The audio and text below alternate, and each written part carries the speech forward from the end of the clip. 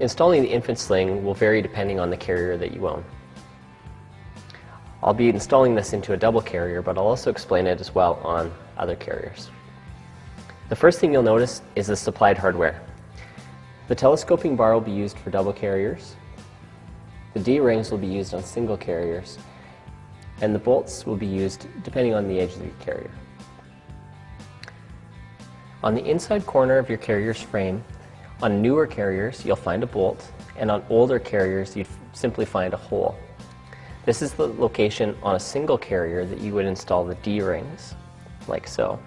On newer carriers you'd remove the bolt and reinstall with the D-ring applied. On older carriers you'd use the supplied shorter bolts with the black metal washer against the head of the bolt. If you're installing into an older double carrier, you'd use the telescoping bar and you'd position it with the bracket on the top of the frame, like so. You'd use the longer supplied bolts with the black metal washer against the head of the bolt and the white washer against the nut. You'd install the bolt through the top, from the top through to the bottom. On newer double carriers, you'll begin by removing the attached bolt.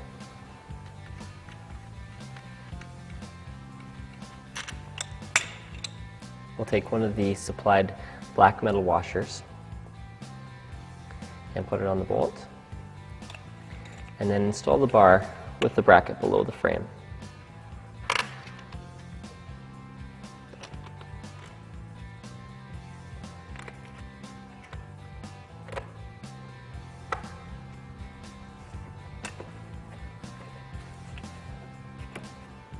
With that done, we'll remove the harness from the location that you plan to use the sling. In a double carrier, you can use it on either side and still leave one harness for one child.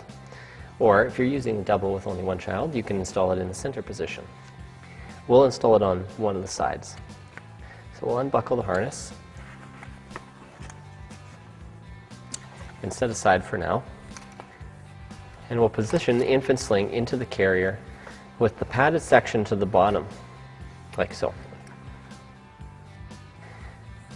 Now we'll loop the bottom straps around the bar. If this was a single carrier, we would loop these through the D-rings on either side. So around the bar and then through the buckles.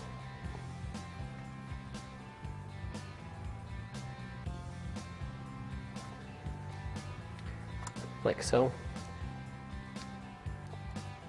And just loosely fit for right now.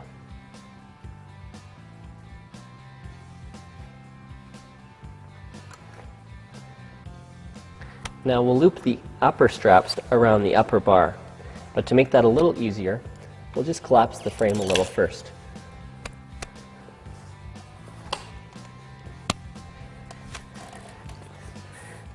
Loop the straps from behind the bar and around to the front and through the buckles.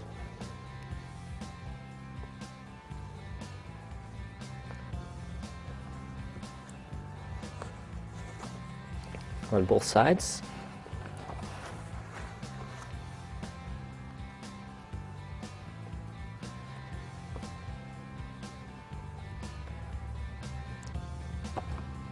And then lock your carrier up again.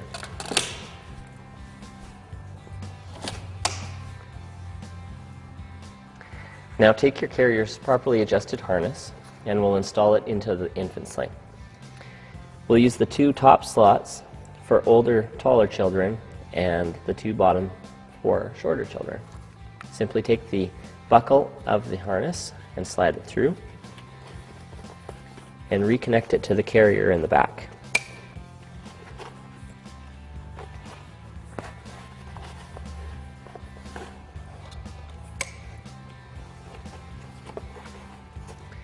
Next, we'll attach the carrier's lap belt to the infant sling.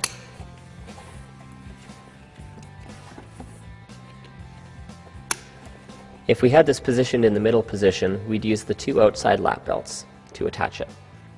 Now, we'll snug up the straps on the top and on the bottom to get the infant sling roughly into the position that we like. And then we'll take the crotch strap from the carrier and loop it through the hole in the infant sling below the crotch strap pad and through the elastic, like so.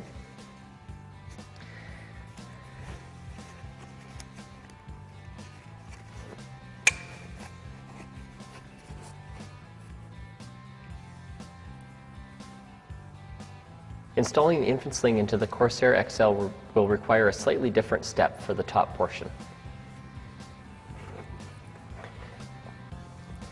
Take the outside strap of the infant sling and wrap it around the outside frame bar of the Corsair.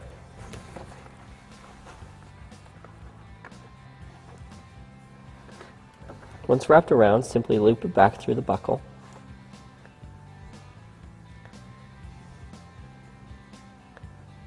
and snug.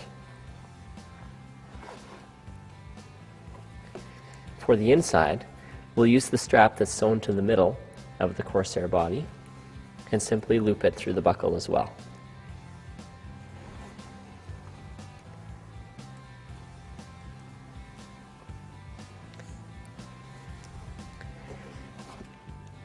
The remainder of the installation is the same on all carriers.